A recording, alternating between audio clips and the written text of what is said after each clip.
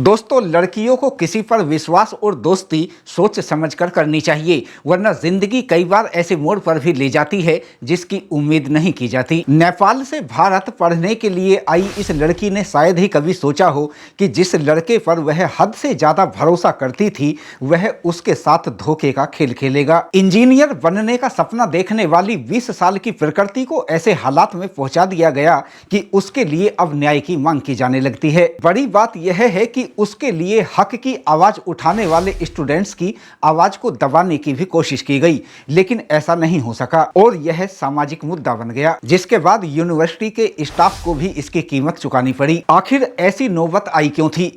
उस रात प्रकृति के साथ आखिर क्या कुछ हुआ था?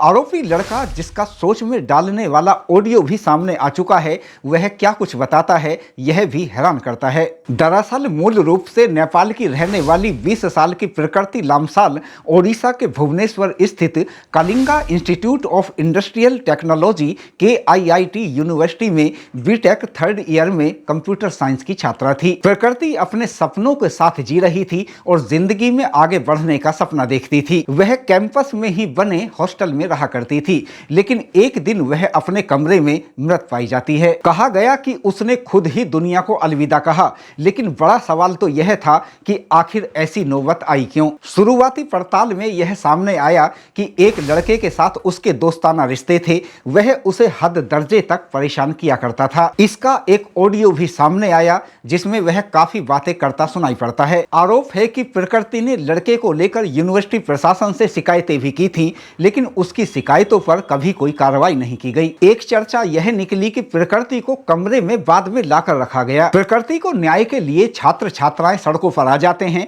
वह लगातार न्याय की मांग करते हैं, तो यह यूनिवर्सिटी प्रशासन को नागवार गुजरता है। इतना ही नहीं, स्टाफ की एक महिला प्रोफेसर व एक महिला कर्मचारी द्वारा नेपाली स्टूडेंट्स को लेकर टिप्पणी भी कर दी जाती है, जो कि ऐसे हालात में नहीं करनी चाहिए थी। जरा सोचकर देखिए कि कोई साथी छात्रा इस तरह यूं दुनिया से चली जाए और उसके लिए उसके साथी छात्र कोई एक शब्द भी ना बोलें, भला ऐसा कैसे हो सकता है? हद तो तब हुई जब स्टूडेंट्स को हॉस्टल छोड़कर बाहर जाने तक को कह दिया जाता है। गार्ड्स के जरिए बलपूर्वक उनकी आवाज को दबाने की कोशिश भी की गई। इससे मामला तूल पकड़ गया। प्रकृति के मामले की गूंज नेपाल तक पहुंची तो नेपाल के प्रधानमंत्री KP शर्मा ओली को भी अपना बयान जारी करना पड़ता है और नेपाली दूतावास के 2 अधिकारियों को मदद के लिए ओडिशा भेज दिया गया। हालांकि बाद में महिला प्रोफेसर मंजूषा पांडे और कर्मचारी जयंती नाथ ने अपने अलग अलग वीडियो जारी किए, जिसमें उन्होंने अपने शब्दों पर माफी मांगी। इतना ही नहीं, यूनिवर्सिटी प्रशासन ने भी लेटर जारी करके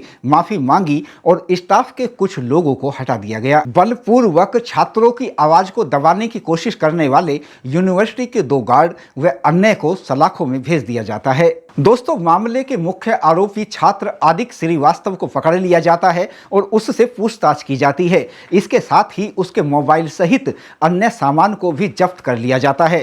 पुलिस अधिकारी यह कहते हैं कि पूरे मामले की बारीकी से जांच की जा रही है। मामले की गूंज होने पर इस मामले में सरकार ने भी सख्ती दिखाई और पूरे मामले की उच्च स्तरीय जांच के आदेश दे दिए जाते हैं और गहराई से जांच शुरू हो जाती है। दोस्तों, ना सिर्फ प्रकृति के माता पिता बल्कि हर कोई यह चाहता है कि प्रकृति के मामले का पूरा सच सामने आए और प्रकृति के परिवार को जल्द न्याय मिलना चाहिए। दोस्तों, यह भी एक सच है कि प्रकृति द्वारा यदि प्रशासन को शिकायत की गई थी और प्रशासन ने उसकी शिकायतों को गंभीरता से लेकर वक्त रहते कोई कदम उठा दिया होता तो प्रकृति अपने परिवार के बीच आज जिंदा होती और ऐसी नौबत कभी नहीं आती। दोस्तों, इस वीडियो पर आपकी क्या राय है? कमेंट बॉक्स में जरूर बताएं।